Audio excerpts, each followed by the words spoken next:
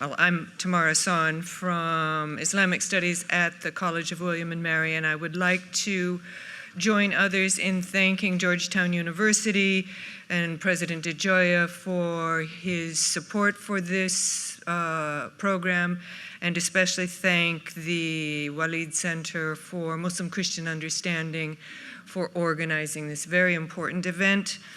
I would especially like to thank Dr. John Esposito and his amazing staff, Alexa, Munna, Kevin, Jess, and Sarah. They've been fabulous in getting all the events, all the details pulled together. And I'd like to also commend Dr. Esposito for his amazing wisdom in placing this panel on women in pluralism last, at the end of the day, because at the end of the day, we all know that women will have the last word. But actually, I have noticed throughout this day, these discussions on pluralism, religion and pluralism, people speaking about the common word among us, about God's word, God's spoken word. God speaks to man.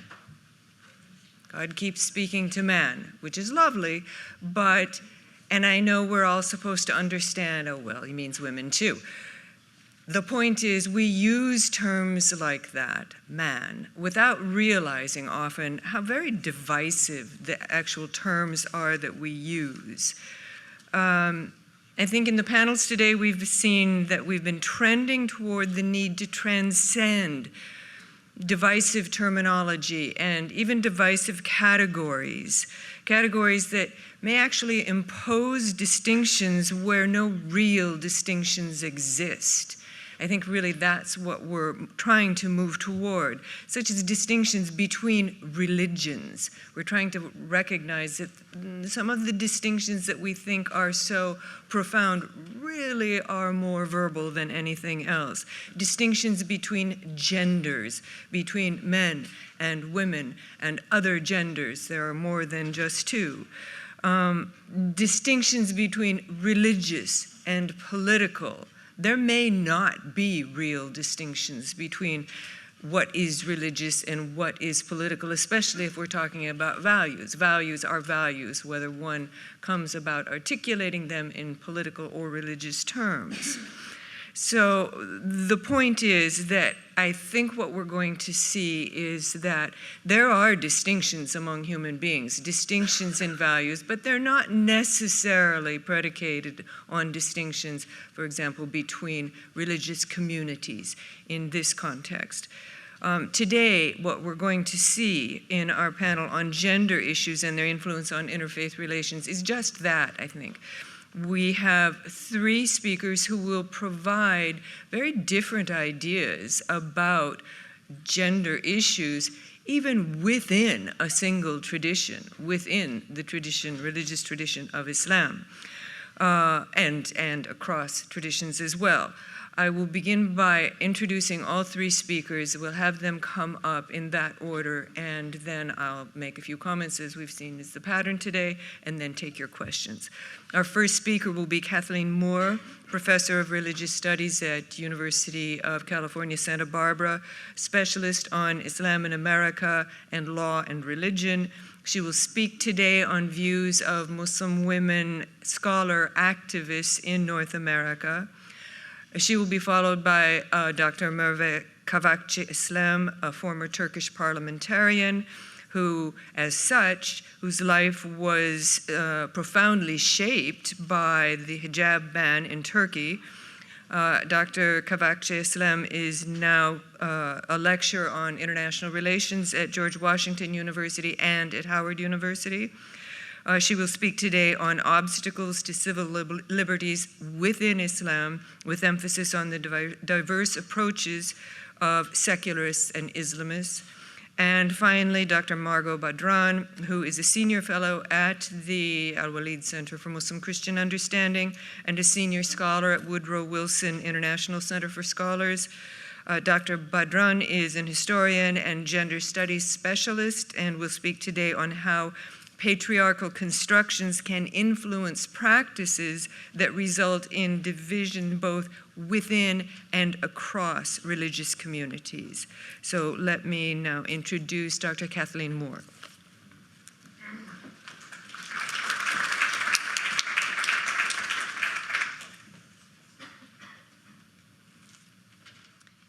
Thank you, Dr. San, for that wonderful introduction, and I'd also like to add my thanks to the organizers of today's events and for the audience and participants who have added to our esteemed knowledge that we've learned here today. In some circles, the F word makes people very uncomfortable, so I'm just going to say it. Today I'm going to be speaking about feminism. And a pressing concern of many contemporary feminists, namely how to defend particularity and difference without losing sight of some form of an emancipatory vision. And so what I'm going to speak about today will begin to account, and not offer a full account, but just begin to account for some new forms of Islamic knowledge that are circulating in diasporic networks in the United States, and specifically focus on the gender-conscious approach which is developing to answer questions about living in a minority context. I think the questions for our panel today were, do gender issues create obstacles for multi-faith relations, religious freedom, and civil liberties? And the short answer to that, John, is yes, but not for the reasons that you might suspect.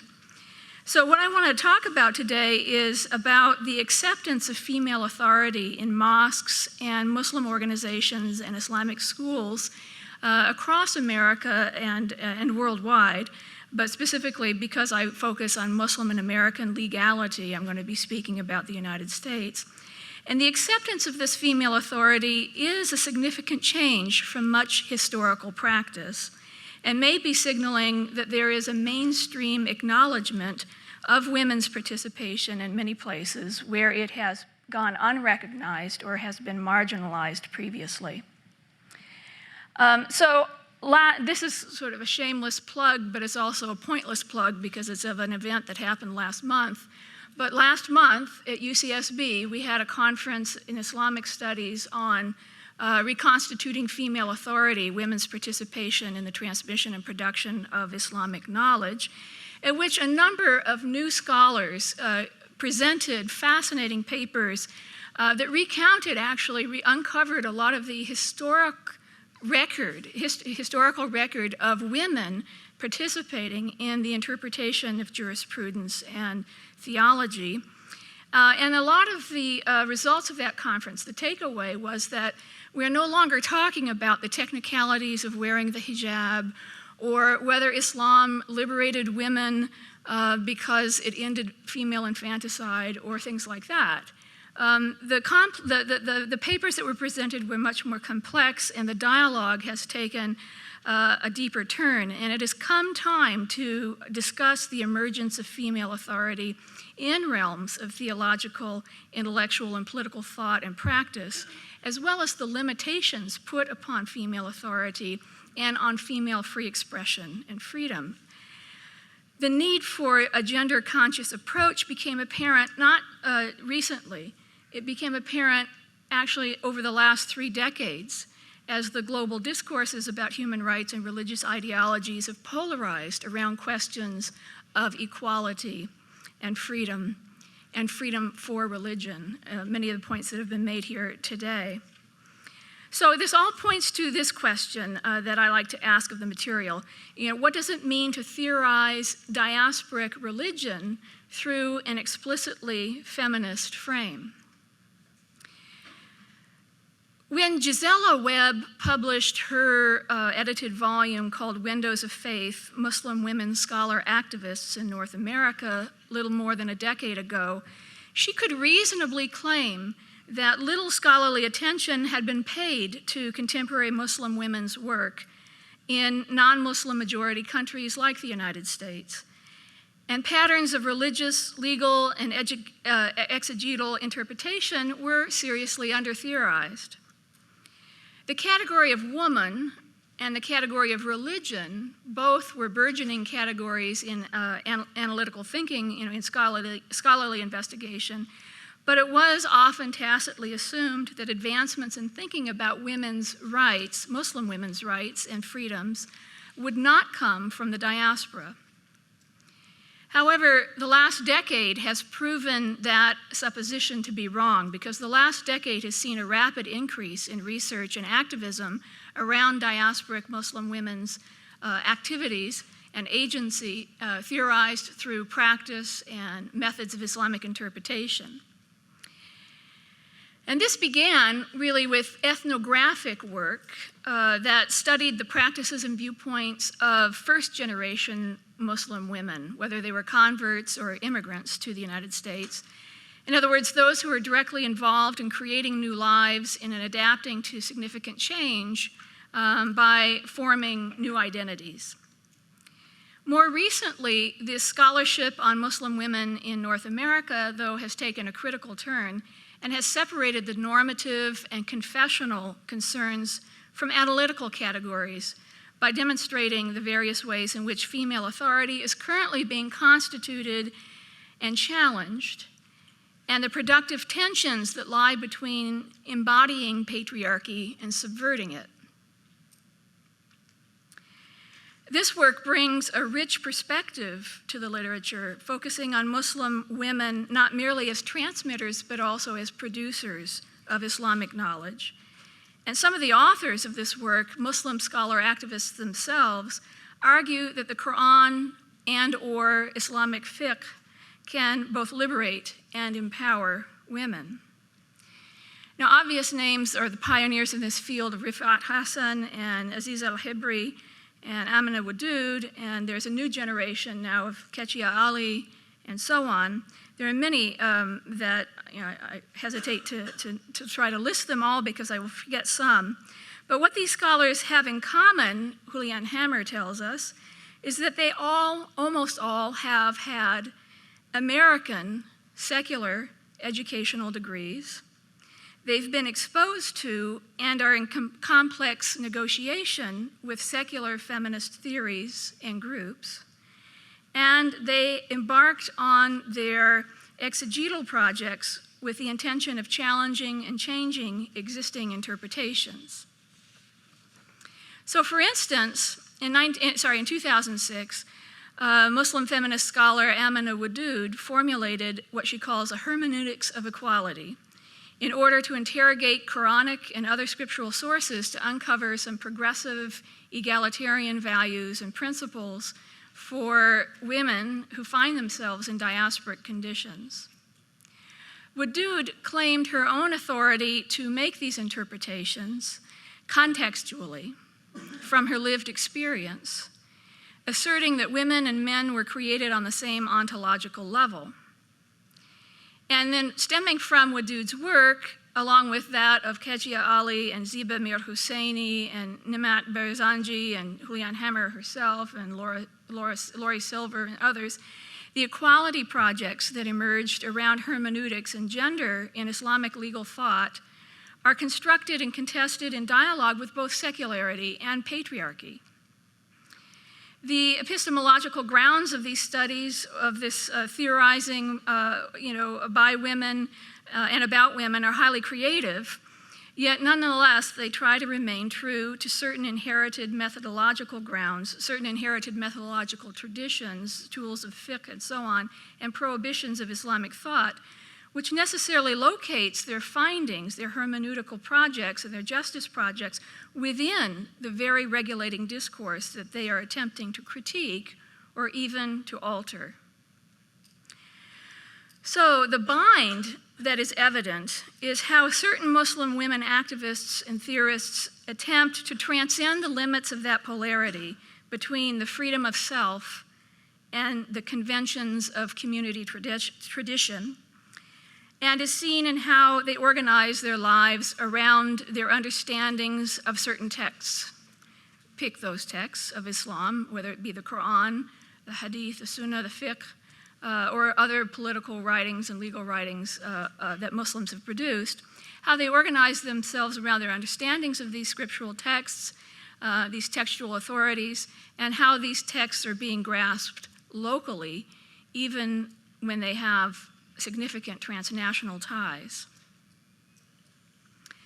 So, the work of scholar activists is going on against the backdrop of a context that I can't fail to mention. And that context is we characterize as post-9/11 anxiety, but I contend that this is a phenomenon that predates predates 9/11, pre-9/11 by a significant number of years.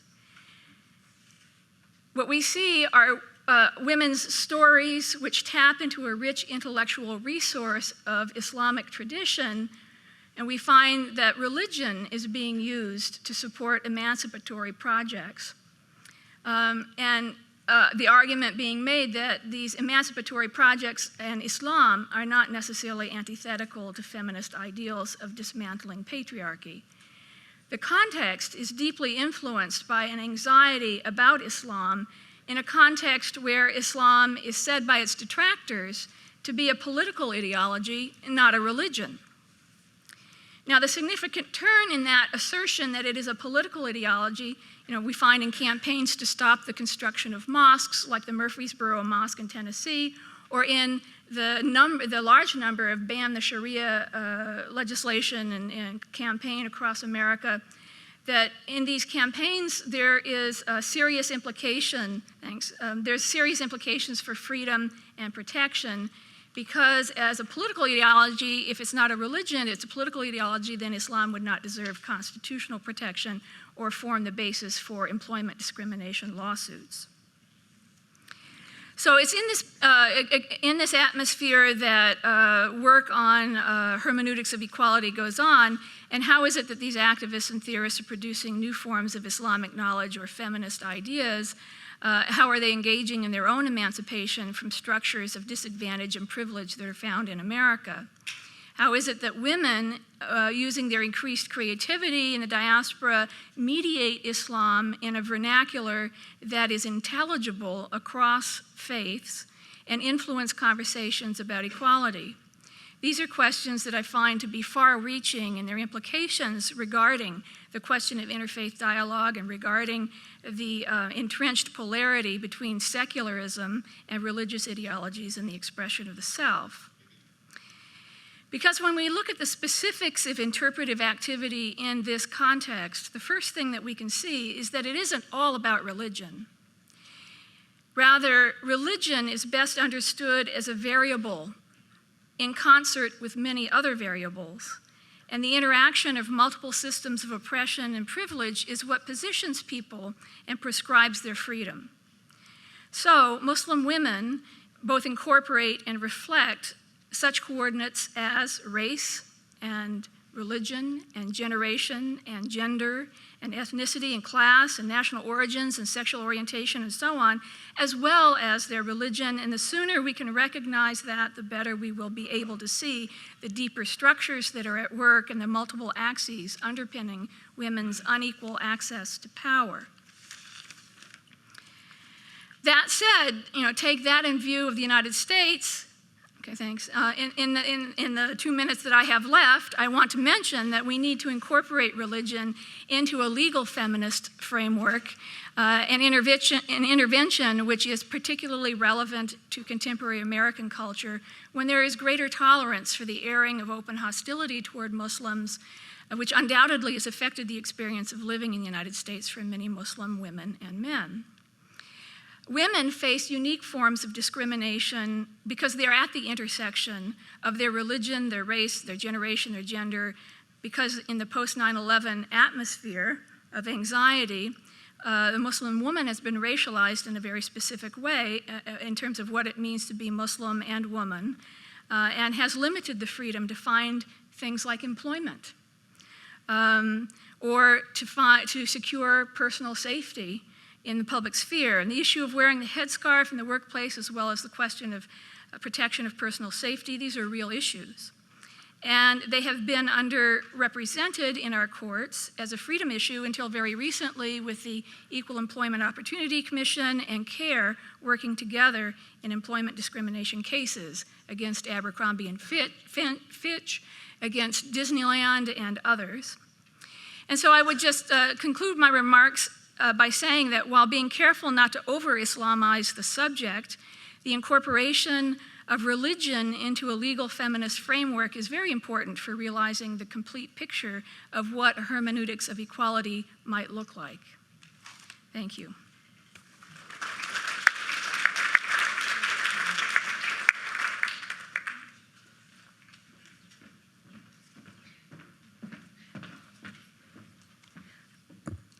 It's a pleasure to be back at Georgetown. Thank you, John.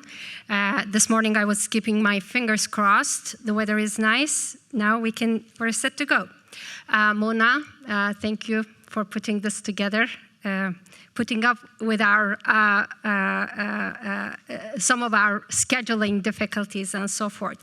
In the next few minutes, and I have to say as a former politician, I find this to be very few minutes, as a person who generally likes to talk about things, I'll try to take it where Kathleen has left off and take more of a general view with respect to some of the gender issues raised in the post-September 11 world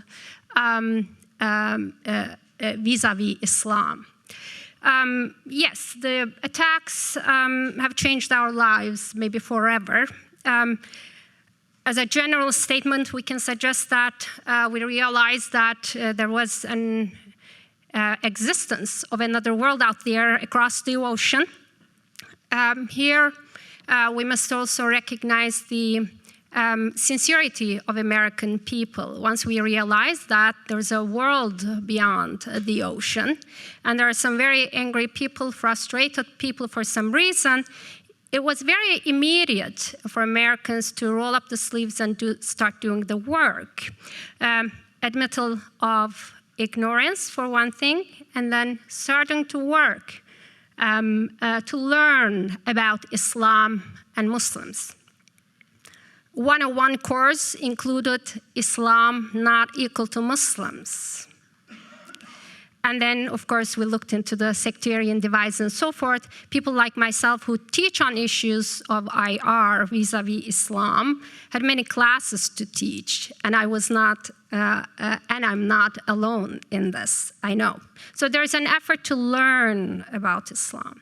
Of course, the overarching question we were very much contemplating over was that Islam's compatibility with democracy. And with that, we meant rule of law, political mass participation, transparency, accountability, liberal economic policies, and of course, at the very end of the list, in addition to some others, rights discourse. Rights discourse was and is, still remains to be the most important area that we find some very big dichotomies between the East and the West, the Occident and the Orient. I think the rights enterprise overall, that is human rights, and more specifically women's rights issues, are the areas where we find a community of knowers in the West to be mind-boggled most of the time. And of course, theoretically speaking, we can open a channel and discuss the issues vis-a-vis rights and human rights, rights in Islam, and women's rights in Islam. And we can take a more empirical approach to it and look at the Muslim world and talk about human rights in the Muslim world and women's rights in the Muslim world. All four are separate discussions, sometimes who happen to be convoluted, who happen to be intermingling with one another, that they become very inextricable as well. When we look at if we will move on from the theoretical perspective of women's rights issues, and Kathleen has elaborated on them a little bit, we have that camp of Islam liberating women and then Islam disempowering women, two clashing camps there.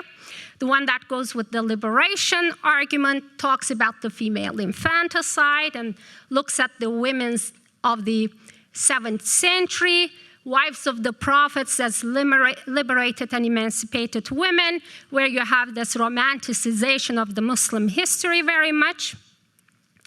And the ones who talk about Islam disempowering women, of course, make these very proverbial references to the scripture about divorce, inheritance, and hijab, expecting in some ways and critiquing Islam, not having a 21st century liberal egalitarian approach to women's rights. On the empirical side, we have the two clashing camps again. Indeed, looking at one side, the unrefutable reality of the sufferings of the Muslim women in the Muslim world, very much buttressed, supported by anecdotal evidences, the reality on the ground. And then there's another camp that points at the reality that the Muslim world is not homogeneous.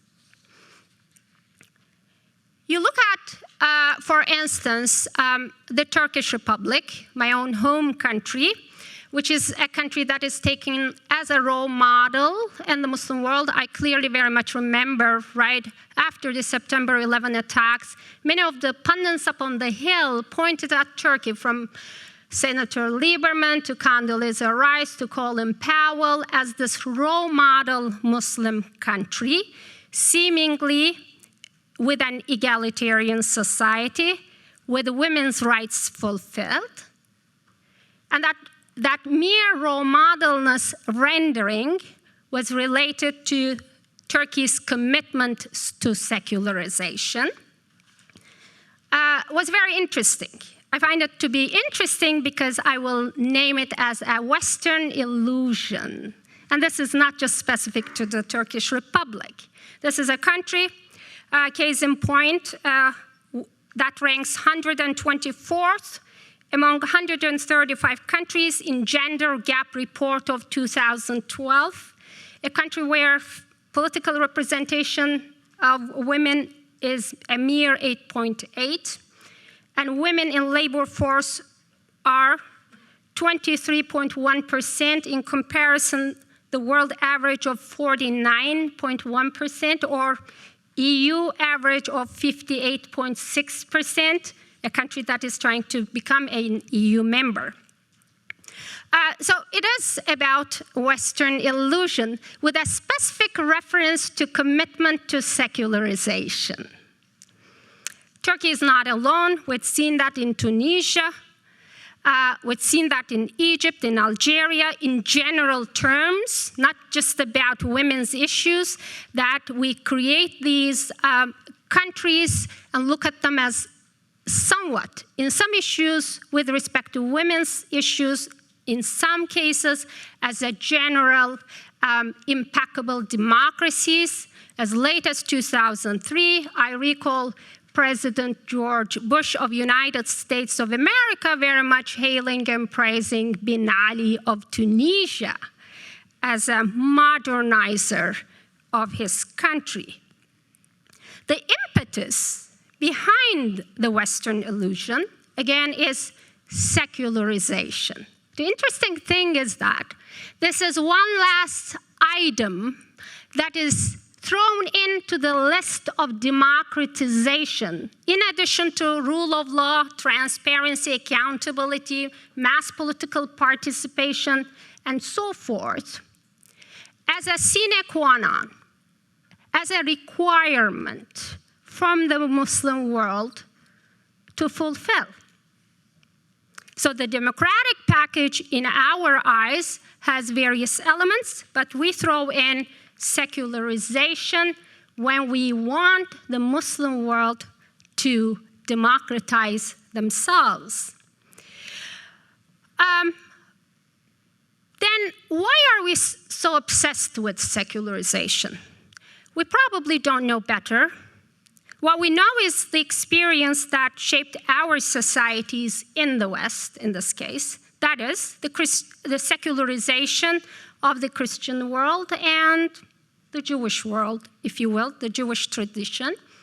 That is, a process, historical process, that led on through Enlightenment. So expectation is there. Islam enlightens itself. Enlighten yourself. Islam needs some sort of reformation in the way that Christianity and Judaic tradition went through, so that the Muslim countries can become democratic and their governance styles can be compatible to ours. There's a fundamental gap in historical experiences here. Christianity and Judaism, and I hate to say this, but I am making generalizations, although I realize that making generalizations is something that as academics we should be avoiding. Yet we must make generalizations. Through the Enlightenment process of these two Abrahamic faiths, we've seen the experience of privatization of religion, de-religionization of Western societies. In other words, taking religion out of public realm.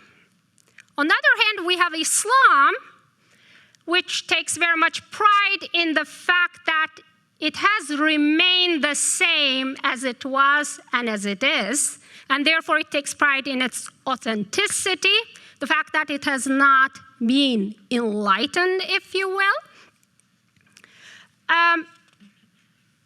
Thank you. And these two traditions, largely the Christian and Jewish, and on the other hand, the Islamic traditions, are in a way in a clash from that theoretical perspective of enlightenment. And therefore, until Islam follows suit, there will be unwavering lack of trust towards the Muslim peoples and their governance styles, and therefore they need to secularize themselves from this particular perspective. Though we must recognize that the demand of secularization does not apply to Christian or Jewish orthodoxy in many times. So there is somewhat of a Janus-faced approach there that gives very much discomfort to the Muslim peoples. You're not secularizing your societies necessarily, but you are asking us as Muslims to secularize ourselves. Until Muslim peoples come to terms with the secularization demand of the West, they will remain as the other. And until then, I believe Orientalist assumptions will continue to reign in the Muslim women's discourse. What do I mean by that? Well, I find the Muslim women discourse among the Western community of knowers preserving its very enigmatic nature. It's a closed box, waiting to be explored, waiting to be opened and displayed, contents of which are waiting to be freed and liberated, and waiting to be rescued from the subjugation of male domination and patriarchal system, and so forth. And lastly, interestingly, in this post-September 11 world, the Muslim women discourse is part and parcel of the terrorism discourse as well. At some point, I recall First Lady Laura Bush stating something to the effect of, war on terror would not be complete until Afghani women being liberated. And if you recall, rebuilding of Afghanistan was relegated to the very simple arguments of stripping Afghani women off of their burqas, during that very period. So on one hand, you have fighting Al-Qaeda. On the other hand, you have that discourse on emancipating Muslim women. So all of the Orientalist assumptions of the East versus the West, Occident versus the Orient, are still very much present in our lives. What is in the West as the good and the right and the democratic seems to be accepted as the normative, and what is in the Muslim world, and therefore within the Muslim women, is considered to be an aberration and a deviation from the norm. Until we deconstruct such arguments and go to the bottom of the problem and the challenge of secularization, I believe the Orientalist assumptions will reign. Thank you.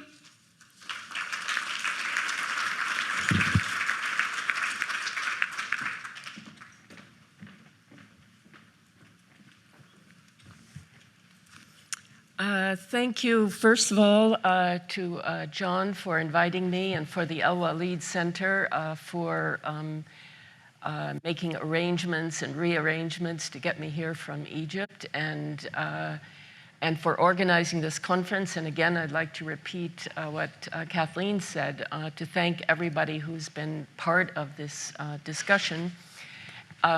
It's an honor for me to be the last person on the last panel. I had a choice to make my talk either a bit long or a bit short, so you'll be relieved to know that I have really condensed what I shall say. This panel is called, as you know, Gender and Religious Freedom in Christian-Muslim Relations. And I read from the program, do gender issues, for example, hijab, Sharia, family laws, education, create obstacles for multi-faith understanding/relations, religious freedom, and civil liberties? I would like to offer a couple of rephrasings. Gender issues - equality and social justice unite women and men across their lines of religious affiliation and across class, and thereby strengthen the multi-faith nation and the cause of religious freedom and civil liberties. Patriarchal constructions and practices of religion and culture, held over from previous times or returned to, sustain and intensify discontent and division within and across religious communities. I today will focus my comments on Egypt, and particularly Egypt in time of revolution. And I will draw upon direct experience and observation in Egypt before the revolution, and I have been there virtually since, most of the time since the revolution was unleashed in January 2011. And I would just like to say, of course, one has to make some general comments, and they cannot be broken down, so I would like to elaborate or clarify anything through questions. And also, we have a lot of trouble with terminology. With patriarchy, apparently with equality, with secular, with religious. These are very volatile terms, and they're in constant change. And also, for example, secular and religious. Religious is a binary that has really been somehow collapsed and shown for its artificial, in a sense, constructiveness, or it resonated at a particular moment in a particular place. But we can't hang on to these terms and just use them across time and space. So what I'm going to do is just to make a few broad observations and leave it, and then let the discussion draw out some points. What divides Egyptians today is not religion or religious affiliation. It is not some so-called simplistic, so-called secular religious divide within religion. It is authoritarian politics, it's corruption, it's politicized religion.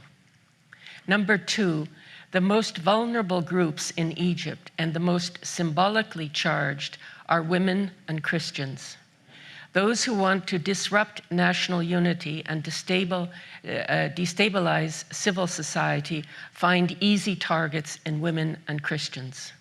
We have seen this again in the recent attacks against Christians in Kossos, in the Nile Delta, and at St. Mark's Cathedral in Cairo, and with the recent spike in the sexual assault of women in streets and public squares in Egypt.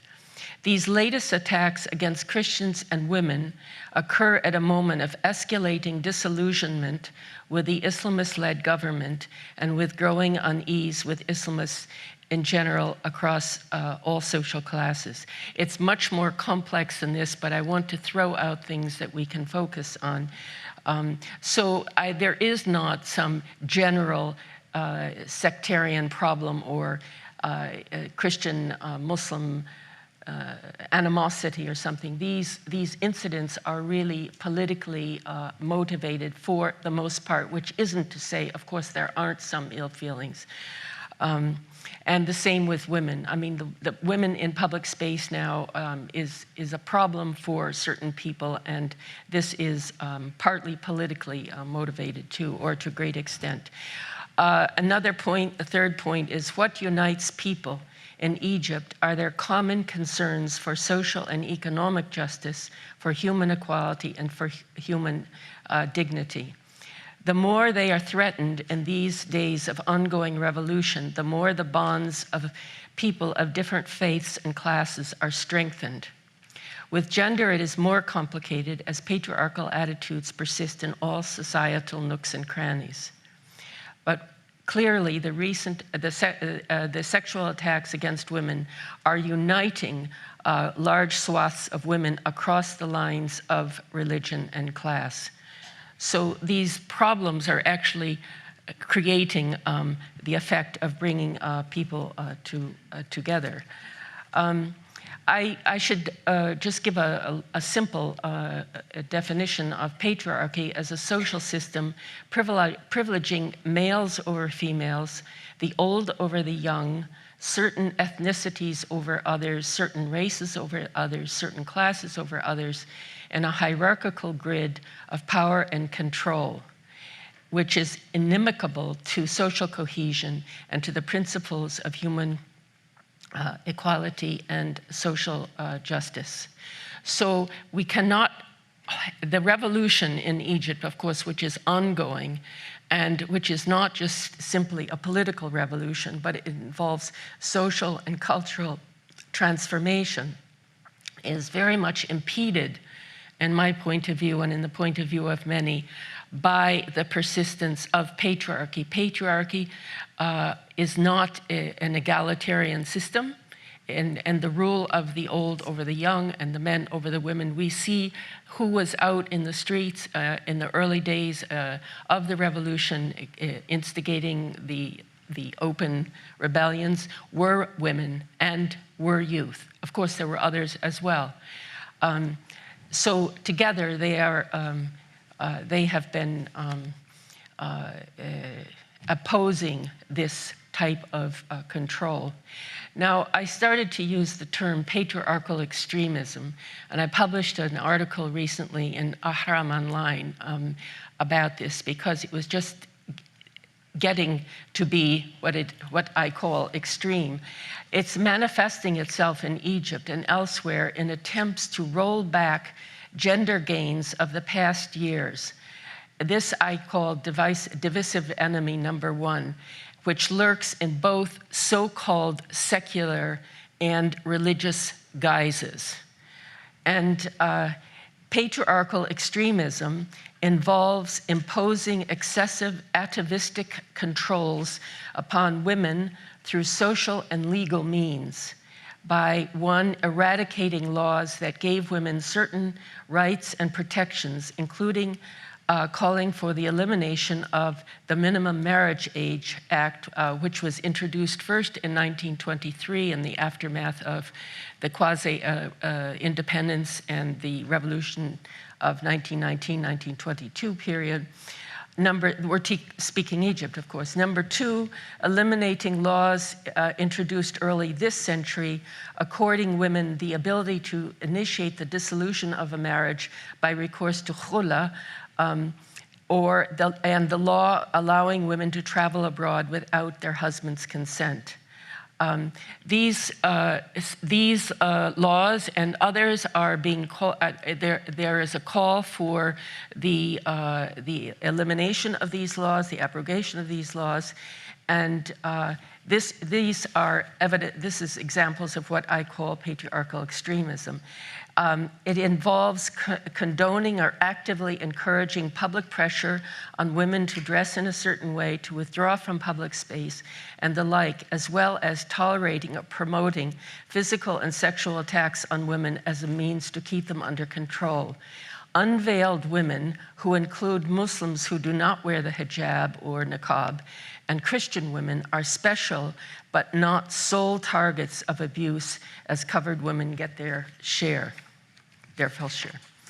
Patriarchal extremism and softer expressions of patriarchy are upheld by people who may self-define as secular or religious, or who don't even use this kind of terminology or classification. Likewise, egalitarianism is promoted by those who identify themselves as religious or secular. When religion, Islam or Christianity, is used by the state, by political forces, or by society to legitimize and sustain patriarchy, it gives patriarchy's hierarchical authoritarianism added potency.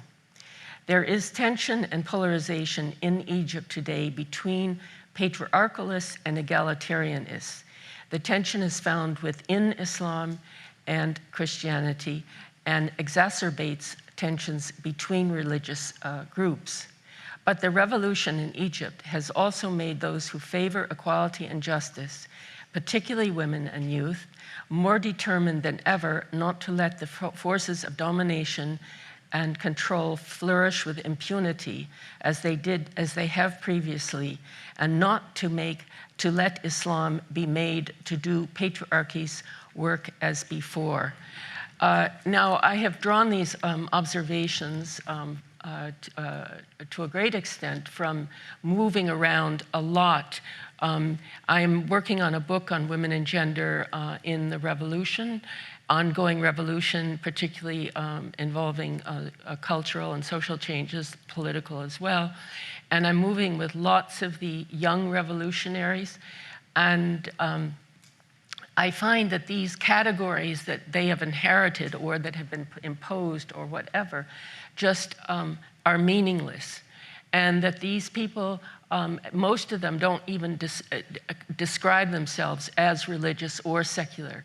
And if they appear to be religious, I mean, if they are religious, they may show external signs in terms of dress or in terms of more public aspects of ritual or something, or they may not. And I go to so many groups and meetings, formal and informal, and you see a range of styles, a range of ways, personal ways of being religious. You see Christians and Muslims together, and you see women and men. And there are two organizations that have cropped up to replace the Egyptian Feminist Union, which was formed in 1923 and shut down by Nasser in 1956. And in English, it was the Egyptian Women's Union, or women it could be called women or feminists. And the early feminists, because when they used French, they made it very clear that they were calling it a feminist union. Now, these younger ones are not even using the word they're not using the word feminist, mainly for strategic reasons. And they're in one of these two, there are two organizations that are somehow reclaiming this, their roots in this earlier one. And they call it the Egyptian Women's Union. And the Egyptian Women's Union, if you go to a meeting, you will find that the title or the name of the union seems a bit odd, because you'll have at least half men in the Egyptian Women's Union, and they don't mind being there and using that term to describe them, their organization. So I have a lot of hope that these divisive categories will be broken down, that the inequalities that are sustained by patriarchy will be eventually eroded. And also, these young people are they are using a range of, let me fall back into the old terminology of secular religious language and discourses, and they're all interested in understanding Islam in a new and different way. And they're all on to the fact that there are political forces using imposing old forms of separation as a means of control of the hierarchy, and of one religion over the other, the old over the young, the women or the men over the women, and so on. So I think it's going to be a very difficult road ahead, but I think the trajectory is right. And I just wanted to say, of course, there are lots of echoes from the different panels that have, reverberated in the ones coming after. And Professor Sachedina was talking about equality and the people and the link with the public, and about how it is necessary for for imams or other kinds of religious leaders to connect with the people.